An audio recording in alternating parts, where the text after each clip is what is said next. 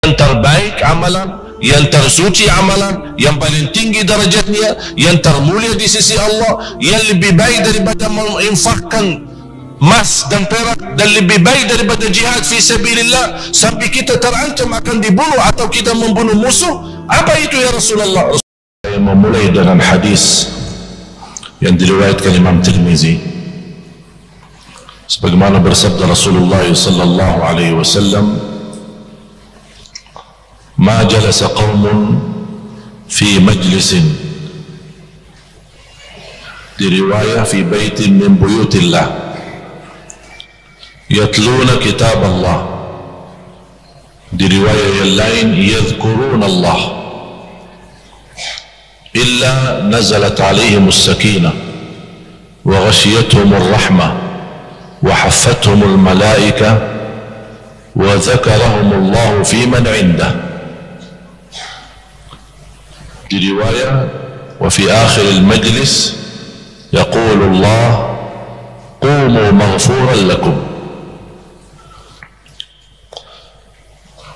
Hadis yang diriwayatkan Imam Tirmizi, dan ada beberapa riwayah yang lain yang intinya berkumpulan di majlis ilmu. Ini majlis apa? Majlis pesta pernikahan?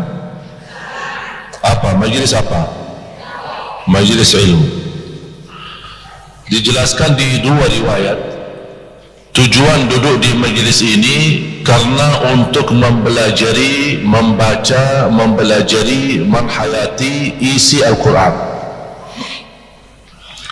Satu riwayat yang lain, yatluna yazkurun Allah, mereka duduk di majlis ilmu untuk berzikir kepada Allah.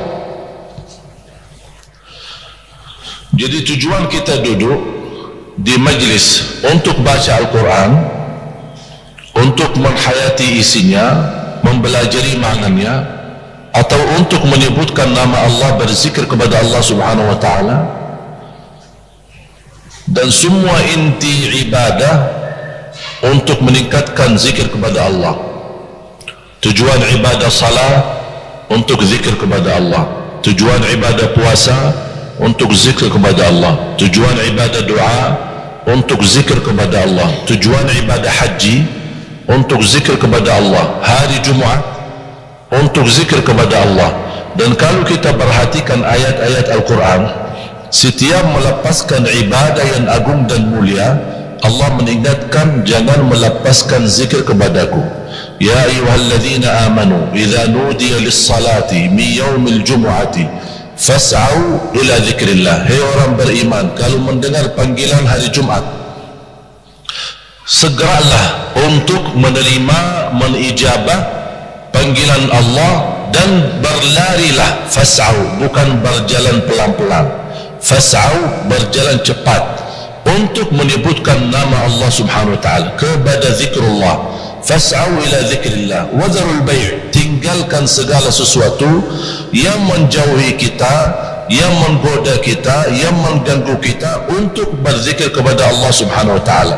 Walaupun bay', jual beli, termasuk sesuatu yang halal, tapi untuk hari Jumat, apalagi mendekati salat Jumat, Allah memerintahkan tinggalkan yang halal untuk berzikir kepada Allah.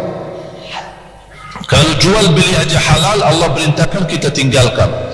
Gimana sesuatu yang haram? Gimana sesuatu yang mubah? Gimana sesuatu yang makruh? Berarti jauh lebih wajib untuk kita tinggalkan. Untuk apa? Berzikir kepada Allah subhanahu wa ta'ala. Fas'au ila dzikrillah wa dzarul bay', dzalikum khairul lakum in kuntum ta'lamun. Itu justru jauh lebih baik bagi kalian kalau kalian mengetahuinya. Terus tugas kami apa ya Allah habis salat?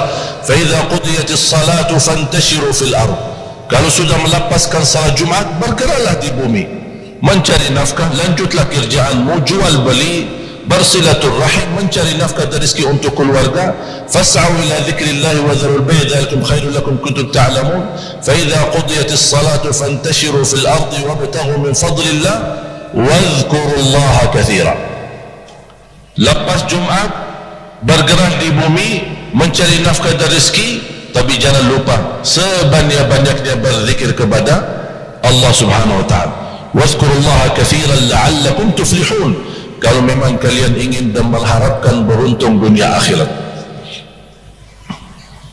Berarti subhanallah termasuk ketika kita beribadah haji. Fa idza qadaytum manasikakum fadhkurullah.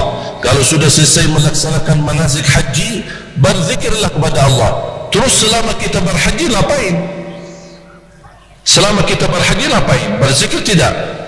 Berzikir. Talbiyah zikir, tahlil zikir, masuk masjid dan menyebutkan doa masuk masjid itu termasuk zikir. Sepanjang kita tawaf itu termasuk zikir. Sepanjang kita sa'i di antaranya juga zikir. Kita berdiri di badan Arafah dan berdoa dan mengucapkan la ilaha illallah wahdahu la syarikalah, lahul mulku wa lahul hamdu wa huwa ala kulli syai'in qadir. Sebagaimana bersabda Rasulullah SAW, sebaik-baik ucapan dan doa yang aku banjatkan dan para nabi-nabi yang sebelumku adalah di hari Arafah adalah la ilaha illallah wahdahu la syarikalah, lahul mulku wa lahul hamdu wa huwa ala kulli syai'in qadir. Kalau kita perhatikan langkah-langkah ibadah haji mulai dari kita berihram sampai melaksanakan manasik, semua isinya zikir. Tapi walaupun isinya zikir, selepas kita beribadah haji Allah masih ingatkan kita, fa idza qadaytum manasikakum fadhkurullah. Fadhkurullah, berzikirlah kepada Allah Subhanahu wa taala. Itu menunjukkan apa? Saking pentingnya zikir. Di suratul Ankabut surah 29, bagaimana Allah Subhanahu wa taala menerangkan, Allah Subhanahu wa taala mengingatkan, watlu ma uhiya ilayka minal kitabi wa aqimis salat inna salata tanha 'anil fahsya'i wal munkar wa la dzikrullahi akbar. Salat itu menjaga kita dari fahsya dan munkar, dan wa la dzikrullahi akbar, zikir kepada Allah lebih besar daripada salat sendiri. Menurut Abdullah bin Abbas mentafsirkan ayat ini, wa la dzikrullahi akbar, salat itu isi zikir di dalam salat lebih mulia daripada salat sendiri. Dan inti daripada salat memang tujuannya zikir, mengingat kepada Allah Subhanahu wa taala.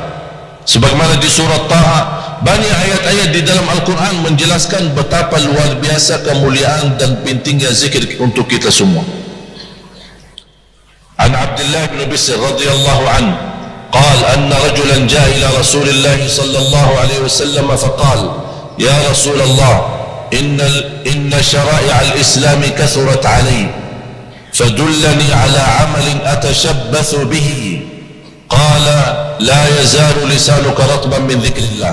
Sebagaimana di hadis yang dibawakan Abdullah bin Bisr radhiyallahu anhu, beliau berkata, ada seorang laki-laki datang kepada Rasul, ya Rasulullah, amalan-amalan dan perintah-perintah dalam agama cukup banyak bagi saya. Nampaknya itu orang tua. Aku sudah merasa tidak mampu menguasai dan mengamalkan segalanya. Tolong ya Rasulullah, berikan kepada aku amalan yang aku bisa istiqomah dan aku megang tidak melepaskannya. Apa Rasulullah SAW bersabda, la yazalu lisanuka ratban min dzikrillah, basahi lidahmu dan zikir kepada Allah Subhanahu wa taala. Bahagia seorang yang mampu di setiap waktu dan setiap saat lidahnya tidak pernah berhenti karena dia berzikir kepada Allah Subhanahu wa taala. Ada disebutkan satu kisah Sayyidina Abu Bakar, saking banyaknya zikir lidahnya tidak bisa diam. Saking banyaknya zikir lidahnya tidak bisa didiamkan. Sampai disebutkan dari kisah, saya masih menggali dan mencari tahu apakah itu riwayat benar atau tidak. Tapi benar atau tidak benar itu cuma kisah, bukan sesuatu yang bisa membentuk ibadah atau sesuatu yang membentuk amalan. Itu sebuah kisah. Jadi kisah beda sama hukum, harus dibedakan. Kisah beda sama hukum. Ada kisah yang bisa kita ambil pelajaran, bisa diterima, bisa ditolak. Tapi kalau yang bentuk amalan atau hukum fikih, harus kita mengetahui apakah hadis itu benar atau tidak, karena nanti kita akan mementukan sesuatu amalan atau sebuah hukum fikih yang kita bisa menyampaikan kepada orang lain. Jangan sampai kita salahkan atau menyampaikan salah hukum fikih, tapi ternyata hadis yang kita bawa palsu atau daif. Disebutkan Sayyidina Abu Bakar saking banyaknya zikir, kalau dia mau diamkan lidahnya, dia simpan batu biar lidahnya diam, saking banyaknya zikir radhiyallahu anhu. Dan banyak sahabat dikenal sebagai ahli zikir. Cukup Nabi Muhammad sallallahu alaihi wasallam menjadi ahlul zikri. Nabi kita Nabi Muhammad SAW sebaik-baik Nabi, sebaik-baik manusia, tapi tidak pernah melepaskan lidahnya dengan zikir kepada Allah Subhanahu wa ta'ala. La yazalu lisanuka ratban min dzikrillah, basahi lidahmu dengan zikir kepada Allah Subhanahu wa ta'ala. Ada satu hadis yang diriwayatkan Imam Tirmizi, Ibnu Majah, Al-Imam Malik di dalam Muwatta'nya, Al-Imam Ahmad di dalam Musnadnya. Hadis sahih dan cukup indah, bahkan menurut saya hadis yang terindah untuk mengingatkan kita zikir kepada Allah Subhanahu wa ta'ala. Rasulullah sallallahu alaihi wasallam bersabda, "Ala unabbiukum bi khairi a'malikum wa azkaha 'inda malikikum wa arfa'iha li darajatikum khairun lakum min infaqil waraqi wal dhahab wa khairun min an talqaw aduwakum fatadribu a'naqahum wa yadribu a'naqakum." Qalu bala ya Rasulullah, qala dhikrullah ta'ala. Rasulullah sallallahu alaihi wasallam bersabda, "Ala unabbiukum bi khairi a'malikum." Apakah kalian ingin tahu apa amalan yang terbaik? Wa azkaha 'inda malikukum, amalan yang paling suci. Wa arfa'iha li darajatikum, amalan yang tertinggi derajatnya. Cuba sebutan Rasulullah SAW. Kenapa Rasulullah SAW sebelum menyampaikan amalan ini, Rasulullah SAW mancing sahabatnya dengan pertanyaan, apakah kalian mau tahu amalan yang terbaik, amalan yang tersuci, amalan yang termulia, amalan yang tertinggi derajatnya? Oh, siapa yang tidak mau? Bahkan lebih baik daripada sedekah dan zakat, lebih baik daripada kita keluarkan emas kita dan perak kita di jalan Allah Subhanahu wa ta'ala. Tambah kaget sahabat, lebih baik daripada menghadapi musuh di waktu perang, dia membunuh kita atau kita membunuh mereka, berarti lebih baik daripada jihad fi sabilillah. Sahabat langsung bala ya Rasulullah, kami mau ya Rasulullah. Dan ini salah satu cara kita berdakwah, sebelum menyampaikan sesuatu kita mancing dengan pertanyaan. Itu cara Nabi Muhammad SAW menyampaikan, supaya apa? Orang penasaran, orang ingin tahu. Bala ya Rasulullah, kata bala bukan hanya kami mau dengan pasti dan yakin, penasaran kami ya Rasulullah. Apa itu ya Rasulullah jawabannya? Apa itu amalannya yang begitu luar biasa, yang terbaik amalan, yang tersuci amalan, yang paling tinggi derajatnya, yang termulia di sisi Allah, yang lebih baik daripada menginfakkan emas dan perak, dan lebih baik daripada jihad fi sabilillah sampai kita terancam akan dibunuh atau kita membunuh musuh? Apa itu ya Rasulullah? Rasulullah SAW menjawab cuma satu kata atau singkat kata, zikrullah ta'ala, zikir kepada Allah.